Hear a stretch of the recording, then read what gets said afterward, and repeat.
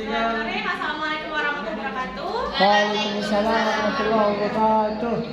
Baiklah, kami dari kelompok 5 akan menjelaskan dari perspektif empati. Nah, baiklah, langsung saja ya. Jadi empati itu sebenarnya dia tidak memiliki indikator yang jelas ya untuk mengukurnya gitu. Tapi sebenarnya kalaupun memang guru ingin melihat empati dari seorang siswa, itu guru bisa menggunakan seperti model role play. Jadi kan empati ini pada intinya adalah bagaimana cara kita untuk menempatkan diri ke keadaan orang itu, gitu kan? Nah, jadi pada untuk mampu mengukur empati siswa itu guru boleh menggunakan semacam role play. Role play kayak misal siswa menempatkan dirinya sebagai seorang anggota PBB yang sedang merapatkan tentang isu kelaparan dunia dan lain-lain.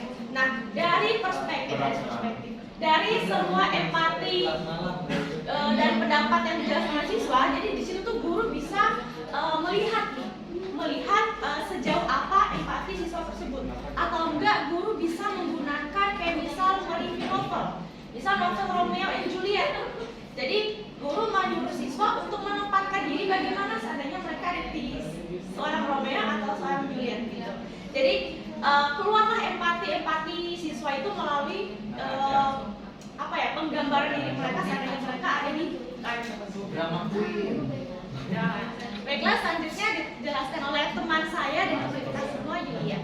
Mbak Silda. Baik, terima kasih atas waktunya. Saya akan menjelaskan beberapa aspek empati. Yang pertama yaitu aspek sensitif. Di sini bagaimana peserta didik mampu menerima rangsangan atau mampu peka gitu terhadap situasi atau emosi seseorang seperti itu. Jadi peka, ya. Sensitif, ya benar.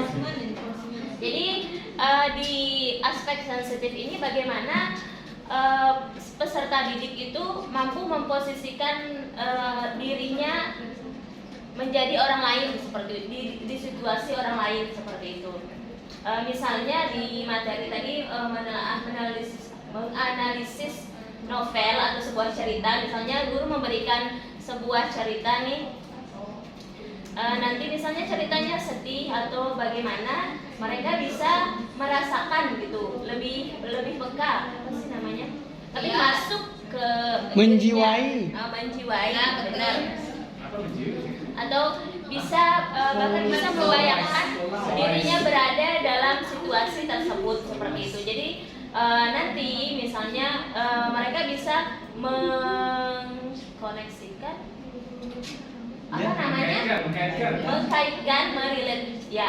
mengkaitkan cerita tersebut dengan misalnya pengalamannya. Aku punya pengalaman seperti ini, atau bisa membayangkan misalnya aku dalam posisi seperti ini, bagaimana tindakanku dan perasaanku seperti itu. Jadi sensitiflah, peka terhadap emosi atau situasi yang dilihat. Nah, di sini ada beberapa penilaiannya. Kita bisa gunakan angka itu. Sebenarnya memang tidak terukur ya untuk empati. Jadi mungkin bisa digunakan baik atau tidak baik, tanggap atau tidaknya gitu siswa tersebut dalam materi yang disampaikan. Kemudian yang kedua yaitu terbuka. Di sini bagaimana siswa dapat menerima saran dan kritikan. Misalnya yang pertama nih, mereka bisa mengungkapkan informasi terbuka gitu untuk berdiskusi dengan teman-temannya seperti itu. Kemudian mampu berbagi, mampu sharing gitu, tidak tidak dengan apa namanya sembunyi-sembunyi, tidak tertekan apa? Hidden sembunyi. Tidak hidden. Tidak malu-malu. Iya. Mereka menyadari bahwa setiap orang memiliki kesempatan untuk berbagi kepada orang lain seperti itu.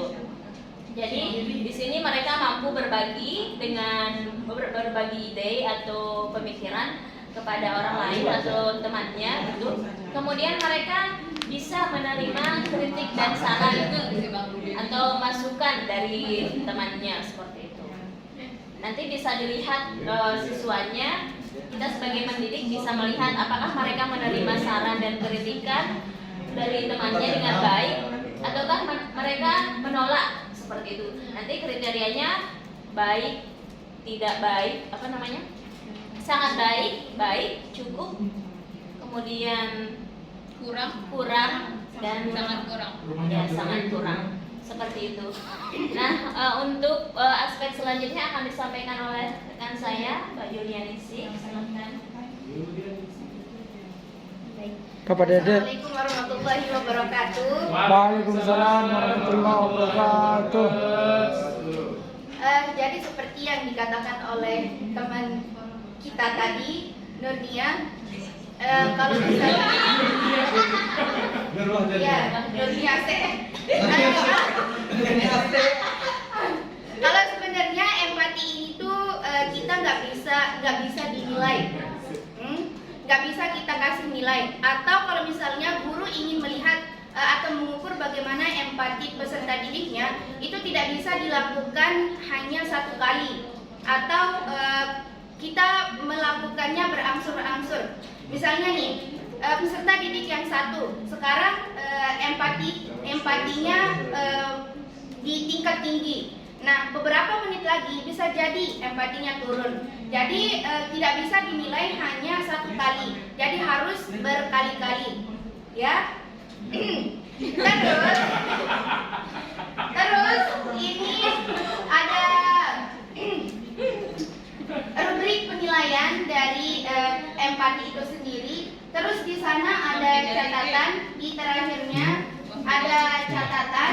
Kenapa kita membuat ada catatan di sana? Supaya guru itu melihat skor yang mereka dapat itu segini. Terus catatan atau deskripsinya itu kenapa mereka mendapatkan skor segini. Aku udah ketok aku nih. Terus Cuman itu doang yang kasih. Belum reseptif. eksplorasi. Sekarang ke reseptif. Reseptif Ya kan, itu cuma seminggu sekali. artinya Cuma itu aja kita kerjain. Menerima. reseptif itu artinya memahami bahasa lisan yang didengar atau dibaca. Misalnya, ketika siswa ini disuruh oleh gurunya untuk melakukan sesuatu, maka dia itu langsung melakukan apa yang diinstruksikan oleh gurunya. Dan adapun indikator dari reseptif itu yaitu kemampuan untuk memahami bahasa lisan yang didengar atau dibaca. Nanti nilainya itu tergantung dari gurunya. Tergantung guru berapa nilai yang ingin dia kasih untuk anak tersebut. Terus selanjutnya perseptif. Perseptif itu artinya mempunyai kesadaran yang tajam. Dia sadar akan atau cepat mengerti situasi yang dia alami. Adapun indikatornya yaitu mempunyai kesadaran yang tajam dan cepat mengerti akan situasi. Sekian selanjutnya dari Belum.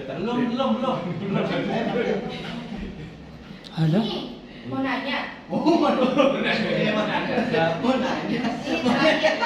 Ya Allah, masa teman grupnya coba nih tawarin nanya apa enggak teman grupnya. Selanjutnya ada taklis atau Memang unik malah anak. untuk bagian ini Papa Dede. aku menggunakan pilihan kata yang baik saat ingin mengungkapkan ide atau pendapat. Jadi ini. ketika mereka Kamera ngomong kan. pendapat tuh nggak secara langsung gak pengen ngomong yang boleh jadi tidak baik atau kata-katanya kurang sopan. Jadi mereka akan lebih memikirkan terlebih dahulu kata-kata apa yang baik untuk dikeluarkan. Lalu selanjutnya ya mampu berpikir lebih dahulu sebelum mengeluarkan pendapatnya. Jadi mereka lebih lebih hati-hati lagi Sudah? Ada yang mau? Ya terima kasih. Baiklah, terima kasih.